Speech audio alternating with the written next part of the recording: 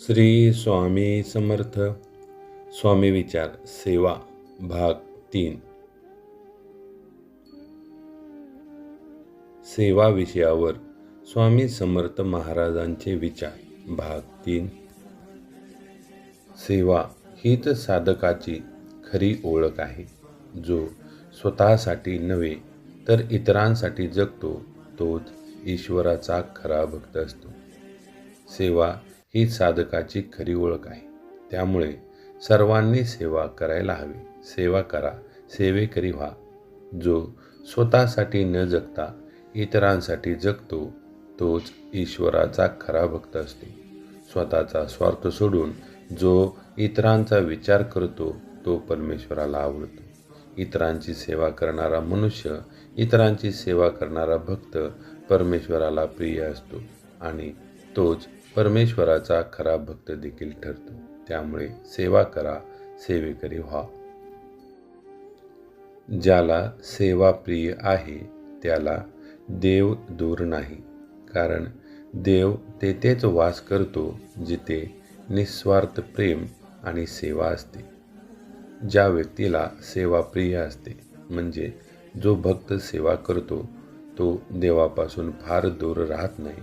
देव, परमेश्वर, ईश्वर त्याला कोणत्या ना कोणत्या रूपात भेटत असतो. कारण देव तेथेच वास करतो जिथे निस्वार्थ प्रेम आणि सेवा असते. जो व्यक्ती इतरांवर निस्वार्थपणे प्रेम करतो, इतरांची सेवा करतो, देव त्याच्या अवतीभोवती असतो. देव त्याच्या जवळ राहतो. म्हणून सेवा करा, सेवेकरी व्हा. देव आपल्यापासून दूर जाणार नाही. सेवेमध्ये कधीही लहान मोठं असं नसतं. देवाच्या दृष्टीने एक थेंब पाणी देणारा आणि मंदिर बांधणारा दोघे समान आहेत. सेवा लहान मोठं असं काही मानत नाही. सेवा ही सेवाच असते. सेवा कोणत्याही प्रकारची असू द्या. एक थेंब पाणी देणारा आणि मोठं मंदिर बांधणारा दोघेही समान आहेत. सेवा ही फक्त मनापासून व्हायला हवी. सेवा ही निस्वार्थपणे व्हायला हवी. म्हणून सेवा करणारा मनुष्य कितीही लहान असो किंवा मोठा, किंवा त्याने केलेली सेवा लहान असो किंवा मोठी, यामध्ये फरक मानला जात नाही. सेवा ही सेवाच मानली जाते. त्यामुळे सेवा करा, सेवेकरी व्हा. कोणत्याही प्रकारची सेवा परमेश्वराला, ईश्वराला प्रिय असते आणि ही सेवा परमेश्वर स्वीकारतात देखील. त्यामुळे सेवा करा, सेवेकरी व्हा. सेवा करताना विनम्रता ठेव, तीच सेवा शोभा देते. अहंकारयुक्त सेवा म्हणजे फुलावरचा काटा जो सौंदर्य बिघडवतो. सेवा करताना मनुष्याने नेहमी विनम्र असले पाहिजे. तीच सेवा योग्य वाटते. अहंकारयुक्त सेवा म्हणजे फुलाचा काटा. सेवा करायची आणि आपण आपल्या मनाला वाटेल तसे समोरच्याला बोलायचे, ती योग्य नाही. अहंकारयुक्त सेवा म्हणजे फुलाचा काटा जो सौंदर्य बिघडवतो. सेवा करताना विनम्र राहा, नम्र राहा. ती सेवा परमेश्वराला प्रिय होते. अहंकारयुक्त सेवा म्हणजे दुसऱ्यावर उपकार केल्याची सेवा ही परमेश्वराला मान्य नाही, ईश्वराला मान्य नाही. ती सेवा योग्य देखील होत नाही. म्हणून सेवा करताना विनम्र राहा, अहंकार अंगी बाळगू नका. सेवेत विनम्रता असेल तर परमेश्वर देखील आपणावर प्रसन्न होतात, आपणाला आशीर्वाद देतात. सेवा म्हणजे करुणेचं आचरण. करुणा फक्त भावना नाही, ती कर्मातून प्रकट झाल्यावरच खरी ठरते. करुणा म्हणजे प्रेम, माया, ममता ही आपल्या कर्मातून दिसायला हवी.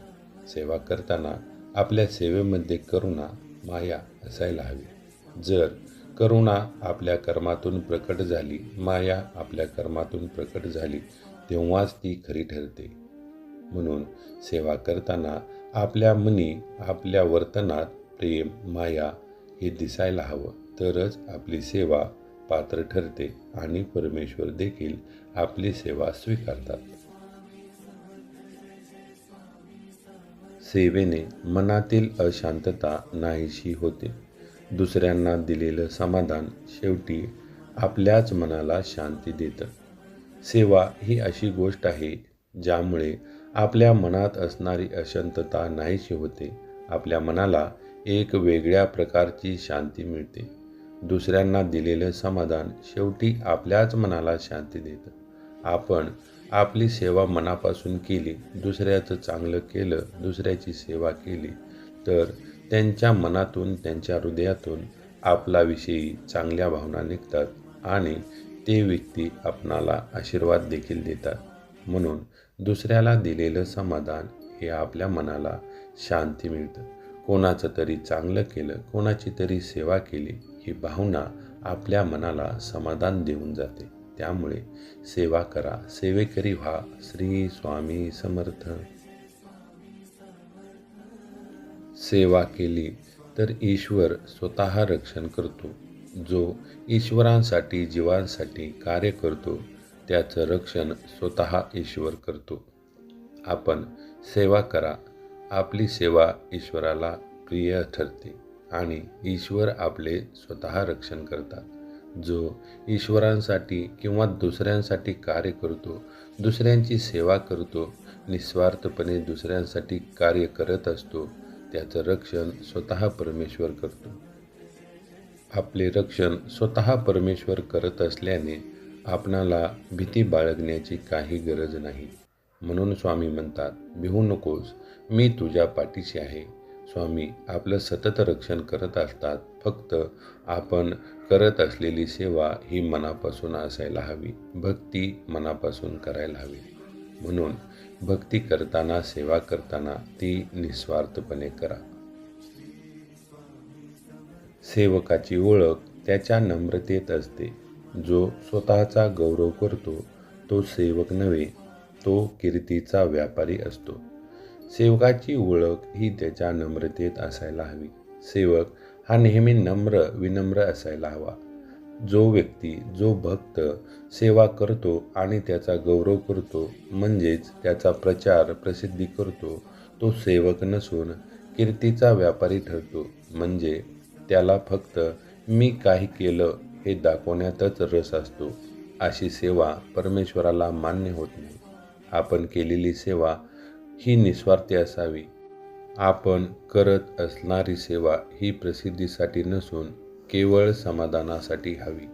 समाधानासाठी आणि परमार्थासाठी केलेली सेवा परमेश्वर स्वीकारतो आणि आपणाला आशीर्वाद देतो.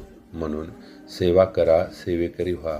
फक्त त्याची प्रसिद्धी, त्याचा प्रचार करू नका. सेवा ही निस्वार्थपणे करायला हवी. श्री स्वामी समर्थ. सेवा म्हणजे देणं, घेणं नव्हे. सेवा करताना अपेक्षा ठेवली की ती व्यवहार ठरते, परमार्थ नव्हे. सेवा म्हणजे देणं, घेणं नव्हे. सेवा या अनेक प्रकारच्या असतात. या सेवा करत असताना आपण फक्त देणं ही भावना मनात ठेवा. त्याच्याकडून काहीतरी मिळवण्यासाठी आपण सेवा करत असेल तर तो व्यवहार ठरतो, परमार्थ नाही. परमार्थामध्ये फक्त इतरांचं चांगलं व्हावं हीच भावना मनात असायला हवी. इतरांचं चांगलं व्हावं म्हणूनच सेवा करायला हवी. तरच तो परमार्थ ठरतो. नाहीतर त्याला व्यवहार म्हटले जाते, त्याला स्वार्थ म्हटले जाते. म्हणून सेवा करत असताना सेवा ही निस्वार्थीपणे आणि दुसऱ्याच्या उपयोगी पडेल अशी असावी. श्री स्वामी समर्थ.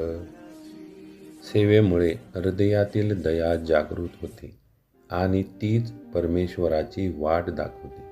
सेवा म्हणजे देवत्वाकडे जाण्याचा पहिला टप्पा आहे. सेवा करत असताना आपल्या मनातील, आपल्या हृदयातील दया जागृत होते आणि तीच ईश्वराची वाट दाखवते. सेवा म्हणजे देवत्वाकडे जाण्याचा पहिला टप्पा आहे. सेवा करत असताना आपल्या मनातील अहंकार नाहीसा होतो.